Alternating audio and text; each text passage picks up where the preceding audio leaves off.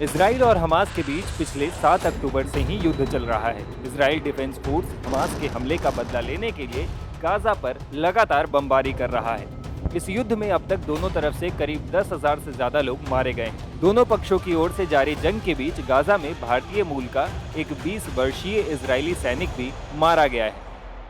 भारतीय समुदाय के सदस्यों और डिमोना शहर के मेयर ने 1 नवंबर को ये जानकारी दी। मेयर बेनी बेटन ने बताया, हम अत्यंत दुख के साथ बता रहे हैं कि गाजा में जारी युद्ध में डिमोना के निवासी हलेल सोलोमन की मौत हो गई है। गाजा में मारे गए सैनिक की पहचान स्टाफ सर्जेंट हलेल सोलोमन के रूप में हुई है।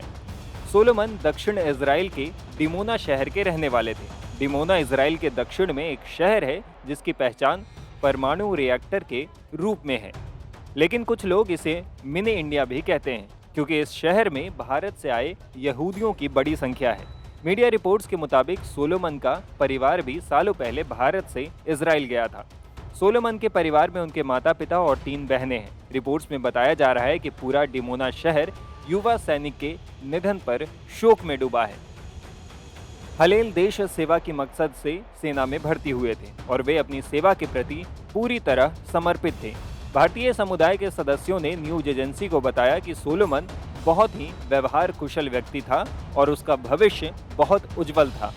मीडिया रिपोर्ट्स में कहा जा रहा है कि गाजा में जारी युद्ध के दौरान कम से कम 15 इजरायली सैनिक मारे गए हैं। इन सैनिकों की शहादत पर प्रधानमंत्री बेंजामिन नेतन्याहू बेहद दुखी नजर आए। उन्होंने इसे दर्दनाक नुकसान के साथ कठिन युद्ध बताया, लेकिन उन्होंने कसम खाई कि जीत हासिल होने तक युद्ध जारी रहेगा।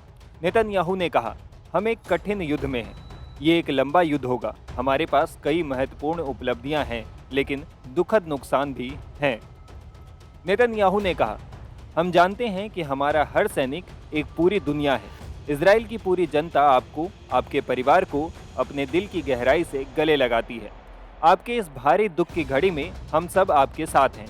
हमारे सैनिक सबसे न्यायसंगत जंग में हमारे घर के लिए शहीद हुए हैं। मैं इजराइल के नागरिकों से वादा करता हूं कि हम काम पूरा करेंगे। इजराइल पूरी ताकत से गाजा पर हमले कर रहा है। इन हालात के बावजूद न तो इजराइल और न ही हमास झुकने को तैयार है।